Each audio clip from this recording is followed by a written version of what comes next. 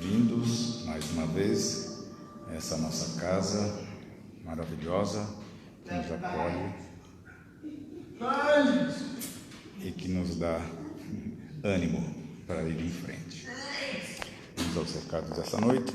Como o recado que nós temos é somente desliguem o celular ou coloquem no modo silencioso, apenas para não perturbar nossos amigos que estão nos amparando. Psicografia da noite.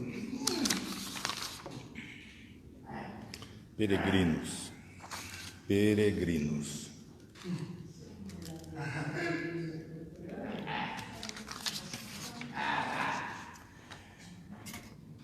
Chega de choro e ranger de dentes. Chegamos na triagem e, atendidos com muito respeito e educação, entramos, cheios de júbilo por termos, enfim, conseguido esta valiosa oportunidade. Fomos pleiteando a permissão em outros sítios, porém não dispunham de vagas. Éramos peregrinos e aqui aportamos para receber a luz. Disseram-nos que já era chegada a hora para maiores e melhores entendimentos acerca do grande Nazareno. Quando eu disse que éramos peregrinos, falaram-nos que Jesus também foi a peregrinar pelas estradas a céu aberto, sob sol, chuva, céu estrelado, sob sombras de árvores, nas águas, com pescadores, nas casas, com as famílias. Adquirimos em nossas longas andanças mais experiências para nosso aprendizado. Precisamos de água, víveres, agasalhos em instalação para repouso. E aqui tudo há para nosso pouso seguro. Por nossa vez, somos um grupo que não mexia com ninguém, não fazia arruaça e até ensaiávamos confabular com quem nos parecesse dócil e simpático. Foi assim que um grupo de cristãos nos convidaram para acompanhá-los até aqui, Casa de Cristo, onde Jesus fala como é em sua época. Somos homens rústicos, simples e pouco letrados, mas nos falam que não tem problema algum, basta a vontade de estudar e trabalhar, que tudo será superado em nossas limitações. Muito obrigado. Fazia muito tempo que esperávamos por esta oportunidade. Estávamos cansados da vida sem rumo por todos os lados. Mensagem psicografada nesta casa pela médium Elaine no dia 1º de junho de 2024. É mais uma mensagem de otimismo e coragem, para a gente ir em frente. Vamos à prece da noite.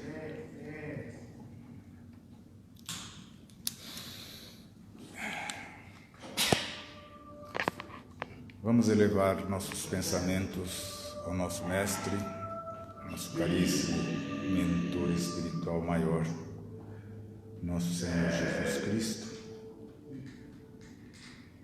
e com Ele dirigirmos-nos aos céus maiores de todo o infinito do nosso universo, do nosso Criador, e agradecer a Ele por mais esta oportunidade de estarmos em contato com os ensinamentos do seu Filho, enviado para nos conduzir. Vamos abraçar os ensinamentos, deixar-nos envolver por tudo que já nos foi inserido e incutido em nosso conhecimento acerca da obra do Mestre,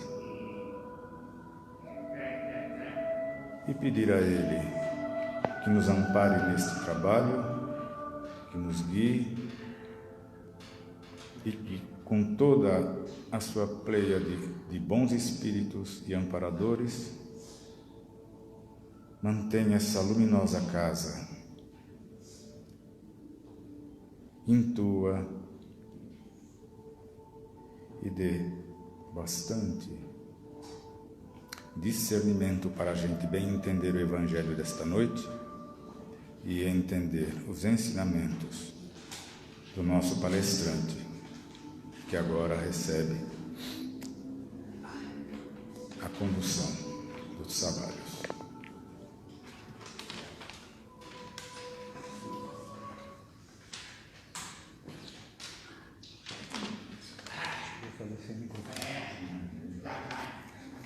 Acho que eu vou fazer sem o microfone, né? Vou tentar falar mais alto, aí acho que todo mundo escuta, né? Boa noite a todos, muito obrigado por terem vindo hoje. O tema que a gente propôs para falar um pouquinho é baseado num trecho do Evangelho de Lucas, capítulo 17, versículos 20 e 21. Então o trechinho ele fala assim, né? Interrogado pelos fariseus, quando viria o reino de Deus, respondeu-lhes e disse: não vem o reino de Deus de modo ostensivo, nem dirão, ei-lo aqui, porque o reino de Deus está dentro de vós. E é só esse trecho, né? Então esse interrogado aí, eles estão falando de Jesus Cristo, né? Então, os fariseus perguntaram para Jesus quando que viria o reino de Deus, né? Aí Jesus fala, olha, o reino de Deus não vai vir assim de um modo ostensivo. O que é um modo ostensivo? Uma coisa óbvia, né? Que todo mundo iria conseguir ver. O reino de Deus está dentro de vós. E é interessante, toda vez que a gente for estudar o Evangelho, é interessante sempre a gente procurar buscar um pouco de qual que era o contexto que estava envolvido naquela situação, né? Porque já se passaram ali 2024 anos desde que Jesus nasceu e a humanidade, ela mudou muito daquela época para cá, né? Durante muitos milênios, os seres humanos, eles viveram em tribos, né? Em agrupamentos de pessoas que evoluíram para reinos, para impérios, né? E para o que hoje a gente conhece como países.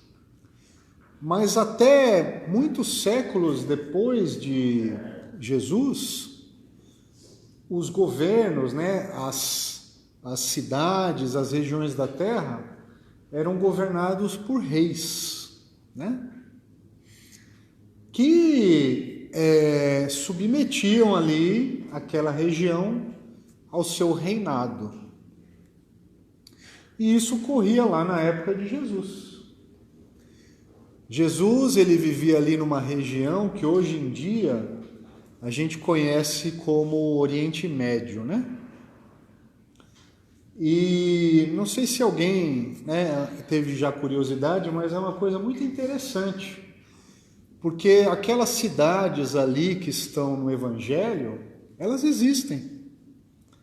Se você procurar lá no Google Maps, né, que tem hoje em dia essa possibilidade, você consegue saber onde era Jerusalém, onde é Nazaré, onde é Cafarnaum, onde é o mar ali da Galileia. E você consegue inclusive ver como é que é o mar. Tem a imagem lá. Né? Então a tecnologia nos possibilita. E aí a gente consegue ter uma noção, primeiro, de quanto que Jesus andou, né? Andou, né? Para falar uma expressão mais popular, andou para burro, né? Porque essas cidades ficavam lá 300, 400, 500 quilômetros uma da outra. Então você levava ali semanas, né?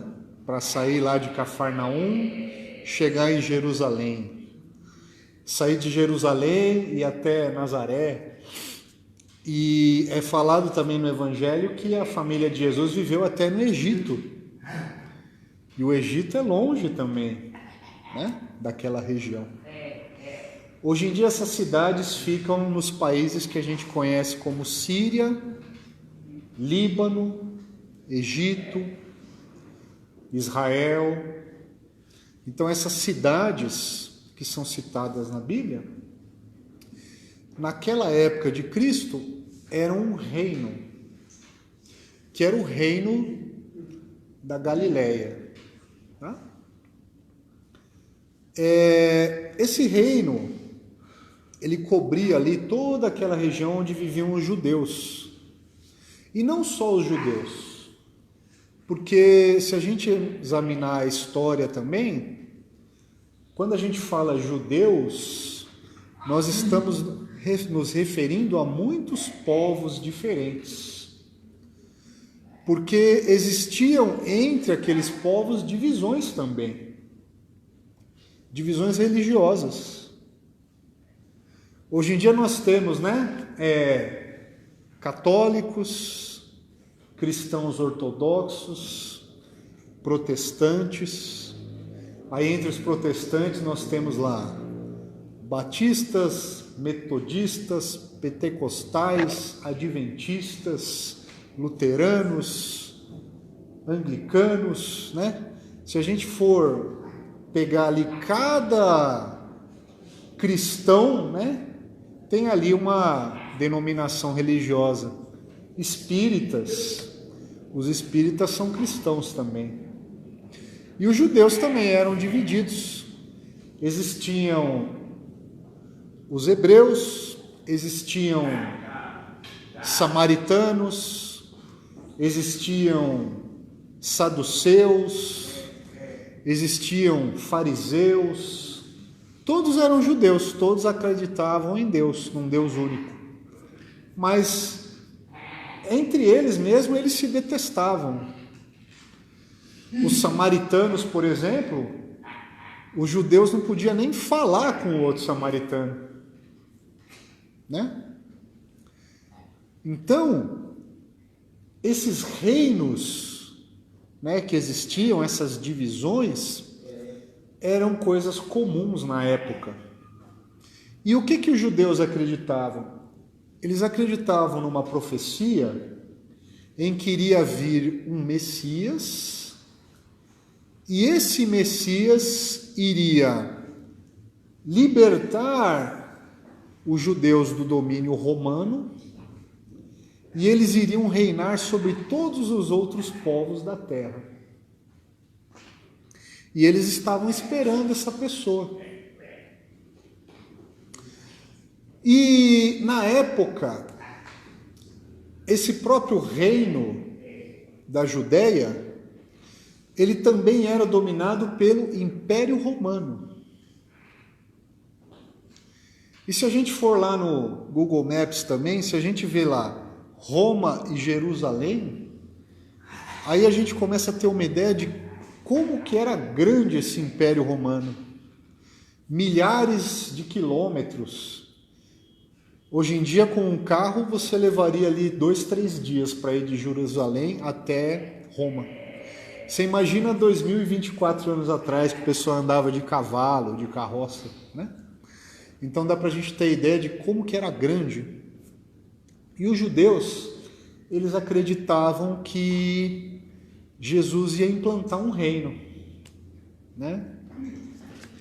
E essa implantação desse reino era tão forte, esse conceito, que os próprios apóstolos acreditavam nisso. Tem uma passagem no Evangelho em que João e Tiago maior, né? Porque existiam 2 apóstolos chamados Tiago, que seguiam Jesus. E a gente acredita que um era baixinho e o outro era alto, né? Porque um era chamado de Tiago maior e o outro era chamado de Tiago menor. Então, o Tiago maior, ele era irmão de João. E os 2 eram filhos de Zebedeu. E a mãe desses dois apóstolos de Cristo pede para Cristo, fala: olha, quando o Senhor implantar o seu reino aqui na terra, eu gostaria que um filho meu ficasse à sua direita e outro ficasse à sua esquerda. E Jesus fala: ó, você não sabe o que você está me pedindo. Vocês vão conseguir beber do cálice que eu vou beber? E daí, naquele ímpeto da juventude, né? Porque eles eram jovenzinhos ali, eles falam: não, vamos, a gente vai sim. Aí Jesus deve ter falado: ai, meu Deus do céu, vocês vão sim beber, mas não agora. E esse cálice que Jesus estava falando é que eles seriam mortos, né? Tiago Maior, ele foi decapitado e esquartejado. E os despojos dele foram jogados por cima da muralha da cidade de Jerusalém. E diz a lenda que os discípulos pegaram aqueles restos e seguiram um feixe luminoso no céu, e eles tinham que seguir aquele feixe luminoso e enterrar os restos de Tiago ali, né? Quando terminasse. E eles fizeram isso. E chegaram até onde hoje em dia existe uma catedral chamada São Tiago de Compostela, que fica na Espanha. E essa cidade é uma cidade litorânea. Então eles fizeram... O que era essa faixa luminosa? Era a Via Láctea, né? Lá no hemisfério norte, a Via Láctea, ela é uma faixa que vai de leste a oeste. E se a gente vê no mapa, Jerusalém, se eu for para oeste, se eu for seguindo, eu percorro a Europa inteira e chego na Espanha, que é o final. Aí tem o mar, né? Então eles chegaram ali e enterraram os restos de Tiago, onde hoje em dia é a Catedral de Santiago de Compostela. Ali e em Roma, diz que é a tradição, onde estão enterrados os únicos restos mortais de apóstolos que se conhece, né? Um é Tiago na Espanha e o outro é Pedro, onde hoje em dia está a Basílica de São Pedro, né? Tem lá o túmulo, onde dizem que estão os restos lá de Pedro, né? Então esse era o cálice que Jesus estava se referindo. A tradição diz que todos os apóstolos, com exceção de João, morreram de forma violenta, né? Tiago foi decapitado, o próprio Filipe também foi morto de forma violenta. O Tiago menor, dizem que ele foi atravessado por uma lança. Natanael foi esfolado vivo. O Simão, o Zelote, foi cerrado ao meio. Então todos, inclusive até João, diz a tradição que ele foi mergulhado num caldeirão de óleo fervente. Mas ele sobreviveu, né? Ele viveu até a idade de 90 anos. Então, se Jesus Cristo estava falando de um reino com príncipes, com ministros, com soldados, isso falhou, né? Porque se os próprios apóstolos todos morreram de forma violenta, não era bem desse reino que Jesus estava falando.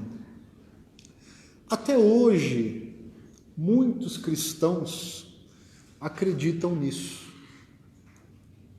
de que nós, se formos cristãos, se nós seguimos a Jesus, nós vamos ali num reino, né? Então aí a gente pensa ali portões dourados, tem até uma tradição que diz que tem São Pedro lá, né, que vai abrir um portão. Aí tem anjos tocando trombetas, tem banquetes. Então, isso é o que muita gente acredita que vai acontecer. Se nós formos bons, né? Senão nós vamos para o inferno. Aí lá tem lagos de fogo, lagos de enxofre, tem uns seres ali com um chifre e um tridente para ficar espetando. Isso é o que muita gente acredita que vai acontecer, né?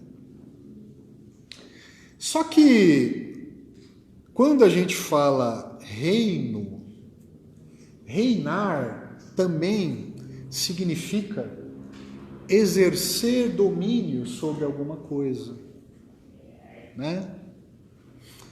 Então a gente pode pensar, o que reina na nossa vida? Uma pessoa, por exemplo, que tem uma dependência química, o que reina na vida dela é aquela substância lá que a pessoa é dependente, né?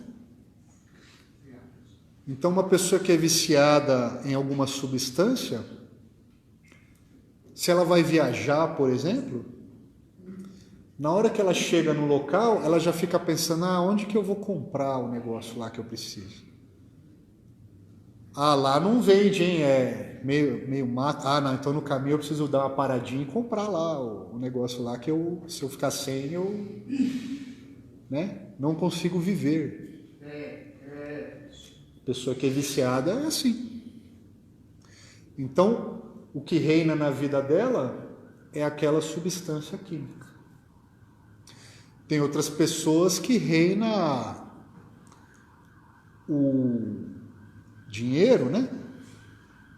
A pessoa fica preocupada lá sempre em melhorar de vida, ganhar mais, ter, né, comprar mais coisas, ter roupas melhores, carros melhores, certo? Tem pessoas que são viciadas em comportamentos, né? Celular. Quantas vezes a gente entra num elevador, tá lá no elevador, entra uma outra pessoa, depois de 2 segundos a pessoa tira o celular e fica mexendo o celular no elevador. Durante aqueles 20 segundos ali que o elevador leva para ir até o térreo. A pessoa não aguenta ficar sem mexer no celular durante 20 segundos. Tem casos, eu já vi, né, de pessoas que levam o celular para a piscina.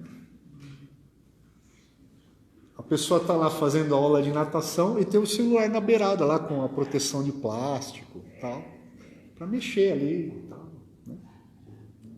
Redes sociais. O que reina na vida da pessoa? O celular, as redes sociais. Tem casos de pessoas, né, que são viciadas em videogames. Não sei se vocês já viram isso. Na internet tem inclusive tratamento para quem é viciado em internet, em videogame. Existe já isso daí, né?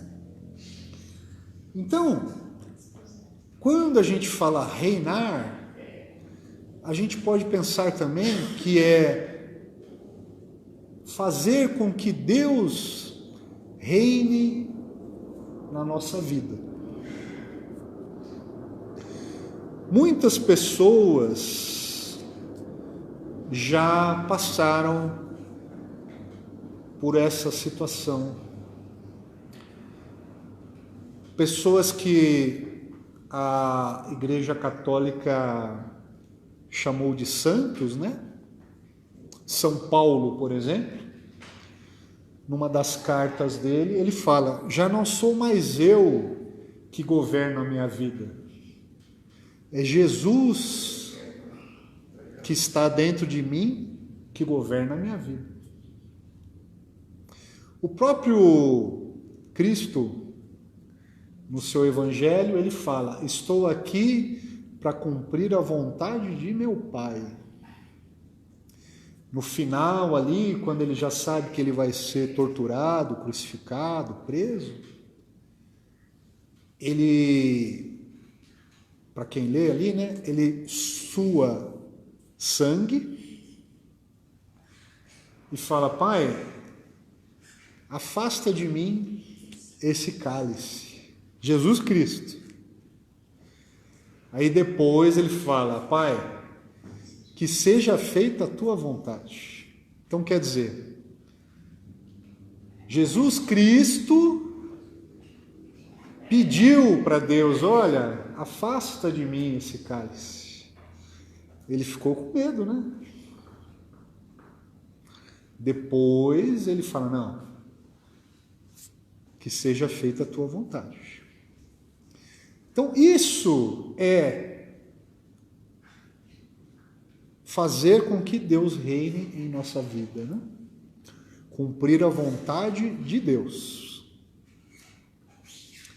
E logicamente que muitas vezes nós estamos em oposição a essa vontade.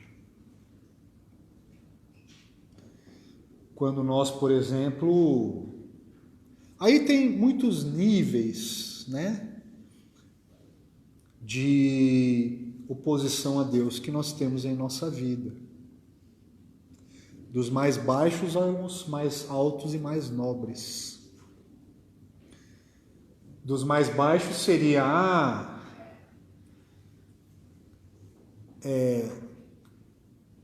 eu cometi um crime qualquer, eu fiz um ato ali, aquilo impactou a minha vida, e eu acho que aquilo é injusto. Né? Se nós tem um livro muito interessante do Dale Carnegie que chama Como Fazer Amigos e Influenciar Pessoas, que ele fez entrevistas com presidiários.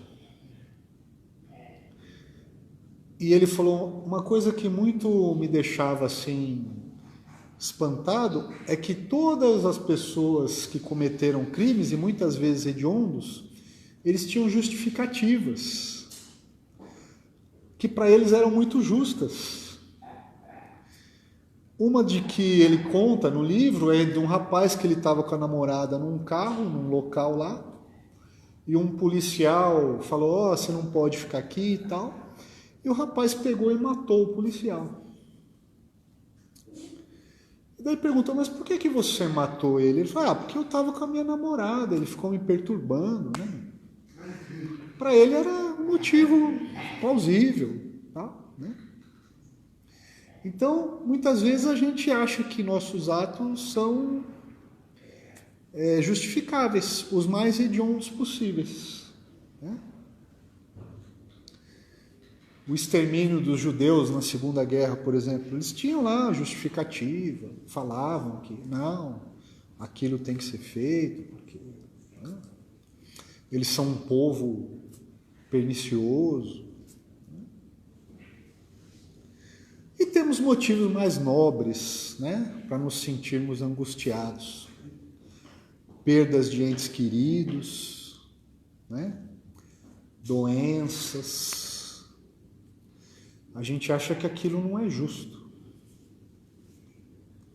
Só que como que a gente compatibiliza então Deus ser justo e bom com o nosso sofrimento? Como é que a gente pode entender que Deus exista e que Ele é bom e justo, ao mesmo tempo que nós perdemos um filho, um amigo, um marido, uma pessoa que a gente ama tem uma doença grave, uma doença mutilante, ou que nós mesmos temos essas doenças? Como que Deus é justo se isso acontece? A doutrina espírita nos explica. Ela diz que estes sofrimentos pelos quais nós passamos são provas e expiações. Provas para que nós possamos nos fortalecer e enfrentar essas situações, ou nós temos que ressarcir coisas que nós fizemos no passado, em outras vidas, né? Vamos pegar o caso, por exemplo, das pessoas que fizeram essas torturas aí com os apóstolos de Cristo. Vamos imaginar alguém que foi ali um dos soldados que açoitou a Jesus, né? Ficou ali chicoteando Cristo. Depois ele viu, falei, nossa, eu torturei Jesus. Como que eu posso ressarcir essa minha consciência? Não, eu quero sofrer aquilo que eu fiz para Jesus. Daí ele vem aqui num país 1000 anos depois, chamado Brasil, e morre açoitado num tronco ali, numa fazenda aqui, na época da escravidão, né? Uma pessoa ali que trabalhou, que cuidava ali de um campo de concentração, né? Tinha ali senhoras, mulheres, crianças. O que eles faziam? Eles pegavam as pessoas, colocavam num trem, aí as pessoas viajavam dias naquele trem ali, trancados. E assim, era um trem, não era assim, tinha banco, não tinha banheiro, não tinha nada, era um trem ali. Aí eles chegavam nesse campo de concentração, separavam os filhos das mães, aí eles tiravam as roupas, e lá naqueles locais ali, no inverno, faz abaixo de 0, né? Aí eles colocavam as pessoas numa sala e abriam ali um gás para matar todo mundo. O que essas pessoas ali que fizeram isso, o que elas teriam que fazer para conseguir livrar aquela consciência? Então a gente fica pensando, nossa, como é que tem tanta coisa horrível no mundo, né? Como é que acontece? Mas se a gente visitar a história, nós temos muitas e muitas e muitas coisas para ressarcir, né? Com certeza, todos nós aqui, nas nossas vidas aí, durante esses milênios que nós passamos, nós já fizemos muito mal para muitas pessoas. Porque era muito comum nas guerras, né? Não existiu quase nenhum povo na história humana que não escravizou outro, não é? Que não conquistou. E, inclusive, aqui nas Américas, né? O que nós fizemos, por exemplo, com os índios? Né? Com as índias? Então, quer dizer, nós temos que ter essa noção histórica de que nós somos um planeta que estamos em evolução e nós fizemos parte dessa história planetária. A boa notícia é que nós podemos implantar esse reino de Deus dentro de nós, não é? E nós estamos a caminho. Só o fato de nós virmos aqui hoje, de nós gostarmos de ouvir uma palestra, de nós gostarmos de ler, né, um trecho de Jesus. Se a gente vê um filme que fala da vida de Cristo, a gente se emociona, né? Então, quer dizer, estamos já sensíveis para a mudança, né? A nossa preocupação principal pode ser que não seja ainda essa busca do reino de Deus. Mas pelo menos durante alguns momentos, durante a semana, nós procuramos reservar para isso. Talvez aquele tempinho antes de dormir, a gente faz aquela oração ali, do lado da cama, tem alguns que ajoelham, tem outros que ficam ali deitadinho, tem outros que faz no banheiro lá enquanto está escovando o dente, né? Não importa. Mas já estamos ali a caminho. E não há nenhum segredo, não tem nenhum ritual, não tem nenhuma sociedade secreta que eu tenho que participar, não tem um livro sagrado que quase ninguém conhece, ou um ritual ali que eu tenho que fazer na minha casa complicado. Basta eu me comportar de acordo com aquilo que Jesus Cristo ensinou. Isso está disponível para qualquer pessoa no planeta. Porque nós também temos a nossa consciência. Todas as pessoas, inclusive aqueles que cometem atos horríveis, sabem que aquilo é errado. Tanto é que quando a gente vai fazer alguma coisa errada, a gente procura esconder. E alguma coisa dentro de nós nos faz procurar justificativa para aquilo que a gente está fazendo de errado. Né? Estou lá na minha empresa, puxo o tapete lá do meu colega para pegar a vaga dele. Pô, mas por que você fez isso? Não é para mim, é para os meus filhos, porque eu preciso do dinheiro para criar meus filhos e tal. Né? Ah, não, eu assaltei lá porque eu estava passando necessidade. Pô, mas você matou a pessoa. Não, é porque ele reagiu ao assalto. Se a pessoa reage, eu matei, mano. Por que ele reagiu? Justificativo.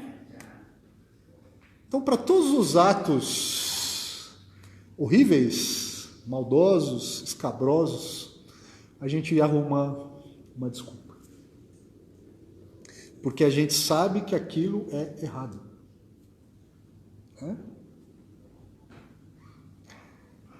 E a regra de comportamento, ela é muito simples. Ela está numa passagem do Evangelho que fala assim. Jesus estava ali e uma pessoa chega para ele e fala: mestre, qual é o maior mandamento da lei? Aí Jesus responde com outra pergunta, fala: o que está escrito na lei?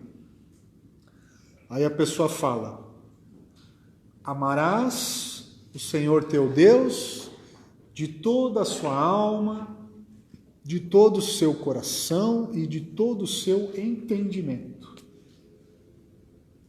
E o segundo, semelhante a esse, amarás o teu próximo como a ti mesmo. Só que esse mandamento ele é um pouco ainda meio difícil da gente entender, porque o que é amar a Deus? É fazer um altarzinho lá, eu arrumo um cantinho na minha casa, ponho um crucifixo, uma vela, né? Posso pôr um quadrinho ali de Jesus Cristo, aí umas 3 vezes por dia eu ajoelho lá, faço uma prece. É amar a Deus isso? Um pouquinho é. Mas amar a Deus é um pouco aceitar aquelas coisas que a gente falou antes. Porque Jesus falou, não cai uma folha de uma árvore se não é da vontade de Deus. Então, se eu estou com uma doença grave, é da vontade de Deus. Se alguém que eu amo morreu, desencarnou, foi da vontade de Deus também. Se eu perdi meu emprego, se eu sofri um acidente, amputei minha perna, sofri um assalto, todas essas coisas ocorreram porque Deus permitiu. Então eu não posso ficar revoltado.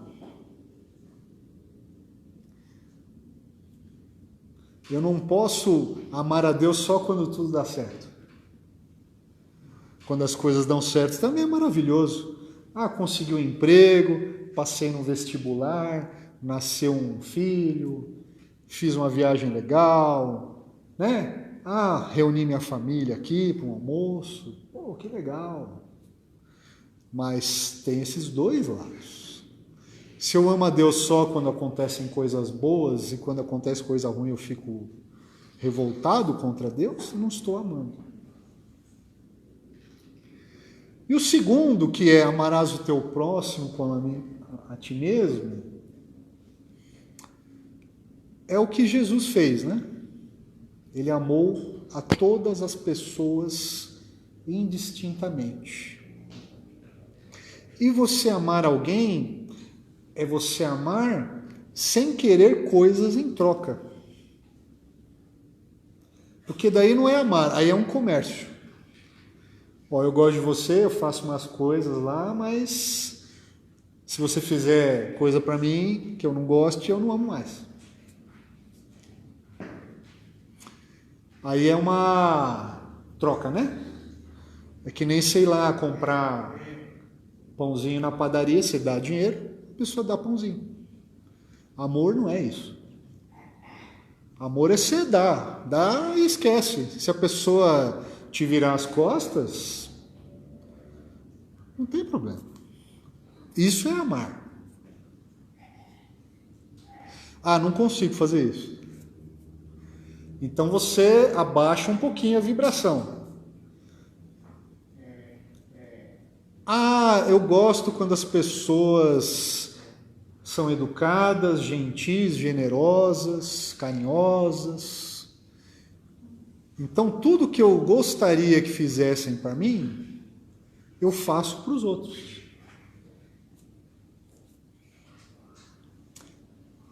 Não é amar, mas pelo menos é fazer alguma coisa. Não consigo fazer isso também. Então você abaixa mais um pouquinho. Aquilo que eu não gosto que fazem para mim, eu não faço para os outros. Então eu não gosto que as pessoas sejam mal educadas, egoístas, preguiçosas, violentas, debochadas, irônicas, maledicentes. Então eu não sou para os outros. Não é nem fazer, porque se eu estou em casa sentado no sofá assistindo televisão, não estou fazendo mal para ninguém. Mas também não estou fazendo bem. Então percebe que é menos, né? Do que fazer. Mas são degraus. Primeiro, de vez em quando, eu tenho uma coisinha na consciência, eu não faço aquilo para o outro. Aí eu já consigo fazer a maior parte do tempo. Aí eu consigo fazer sempre. Não fazer, né? Não fazer mal. Só que eu já não estou fazendo. Aí eu começo a fazer coisas para os outros que eu gostaria que fizessem para mim, de vez em quando. Venho aqui, dou uma cesta básica, ajudo aqui com a criançada na evangelização, faço uma doação, etc. De vez em quando, né? Se não me atrapalhar em nada, eu venho aqui e faço. Aí eu já começo, eu começo a me sacrificar pelos outros. Né? Igual a história da viúva lá que foi fazer uma doação, deu tudo o que ela tinha. E finalmente depois eu consigo começar a amar. Aí a gente tem, por exemplo, um São Francisco de Assis. Né? para não falar de Jesus Cristo, né? Tem um Chico Xavier, tem uma Irmã Dulce, e tantas pessoas anônimas que a gente nunca ouviu falar, né? Que, por exemplo, tem uma mãe, um pai doente, que a pessoa pega a mãe e o pai para cuidar, tem um filho doente, que a pessoa fica velando o filho à noite, né? Tantas pessoas anônimas que se sacrificam pelos outros, que a gente não sabe o nome, mas elas já têm ali o reino de Deus dentro de si. Porque para Deus é isso, né, que ele vê. Ele não vê ali, aquele ali é ator famoso, o outro é uma estrela de cinema, o outro é ministro do Supremo Tribunal Federal, aquele ali foi presidente. Isso aí, né? Os papéis sociais das pessoas não importam para Deus, né? O que importa é o que a pessoa faz, né? E aí que está o segredo, esse que é o segredo, que é um segredo que o pessoal falava antigamente, segredo de polichinelo, né? Todo mundo sabe, né? Então, quer dizer, é acessível a qualquer pessoa pode fazer, pode entender, e é óbvio, né? O Evangelho, ele é todo óbvio. Se a gente parar para pensar, né? Se todo mundo tratasse todo mundo bem e tal, ninguém precisaria colocar grade, fazer muro, né? Todas as casas teriam jardins ao invés de grades. Todas as pessoas, né? Tal pessoa está doente, eu vou lá ajudar. Tá? O mundo ia ser maravilhoso. Tá ok? Obrigado, uma boa semana a todos e até uma próxima.